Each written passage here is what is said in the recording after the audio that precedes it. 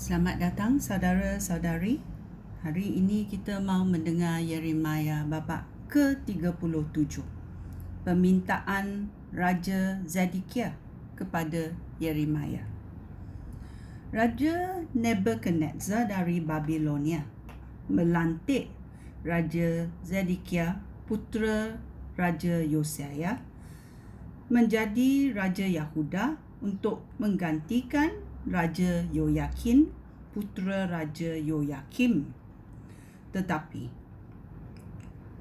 Tetapi Raja Zedekiah, pegawainya dan rakyat tidak taat kepada perkabaran Tuhan yang diberikannya melalui Yeremia. Raja Zedekiah menyuruh Yoshal, anak Selenya, dan Imam Zefania, anak Maseya, untuk minta supaya Yeremia berdoa kepada Tuhan Allah kita bagi negeri kita.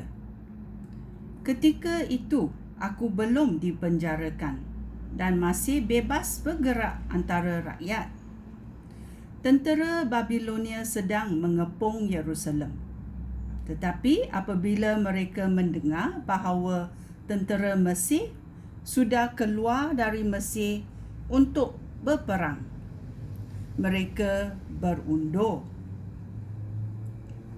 Kemudian Tuhan Allah Israel menyuruh aku berkata kepada Raja Zedekiah, tentera Mesir sedang datang untuk menolong kamu, tetapi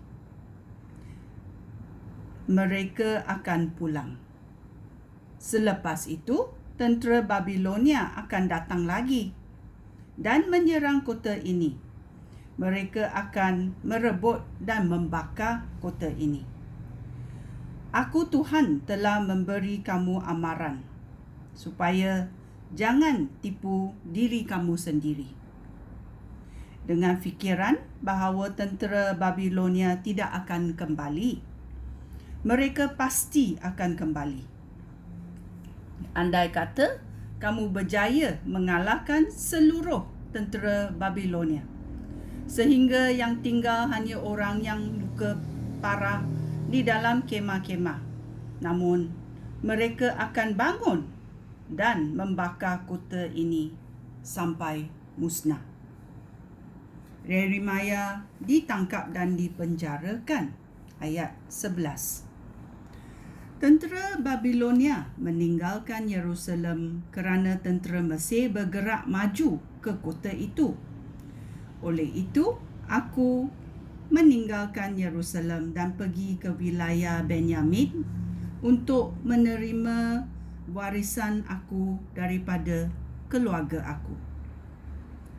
Tetapi apabila aku sampai di pintu gerbang Benyamin, seorang pegawai tentera yang bertugas di situ yang bernama Yeria, anak Selenya dan cucu Hanaya, menahan aku dan berkata, "Engkau mau lari ke pihak orang Babilonia?" Aku berkata, "Tidak, aku tidak bermaksud lari ke pihak musuh." Tetapi Yeria tidak percaya. Dia menangkap aku dan membawa aku kepada pegawai-pegawai tentera. Mereka marah terhadap aku dan memberi perintah supaya aku dipukul dan ditahan di rumah Yonatan, setiausaha negara. Pada masa itu, rumahnya telah dijadikan penjara. Aku dimasukkan ke dalam sebuah bilik di bawah tanah, dan aku ditahan lama di situ. Kemudian Raja Zedekiah memanggil aku menghadapnya di istana. Di situ, secara rahsia, Raja bertanya kepada aku, "Adakah perkabaran apa-apa daripada Tuhan?" "Ada," jawabnya. "Tuanku akan diserahkan kepada Raja Babilonia." Lalu aku bertanya kepadanya, apakah kesalahan hamba terhadap tuanku, pegawai-pegawai tuanku dan rakyat, sehingga tuanku memasukkan hamba di dalam penjara? Di manakah nabi-nabi tuanku yang meramalkan Raja Babilonia tidak akan menyerang tuanku dan negeri ini? Sekarang, sudilah tuanku mendengarkan hamba dan mengabulkan permintaan hamba. Tolong jangan masukkan hamba ke penjara lagi di rumah Yonatan, kerana hamba akan mati di sana.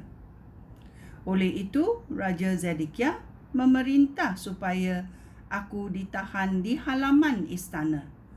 Aku tinggal di situ dan setiap hari aku diberikan sebuku roti dari tempat membuat roti sampai kota itu kehabisan roti.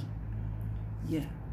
Ini berlaku kepada Yeremia kerana Yeremia memfirmankan ayat Tuhan, tetapi firman dari Tuhan tidak suka didengar oleh raja, oleh pegawai-pegawai, imam-imam dan rakyat, bahawa Yerusalem akan dimusnahkan oleh Raja Babilonia.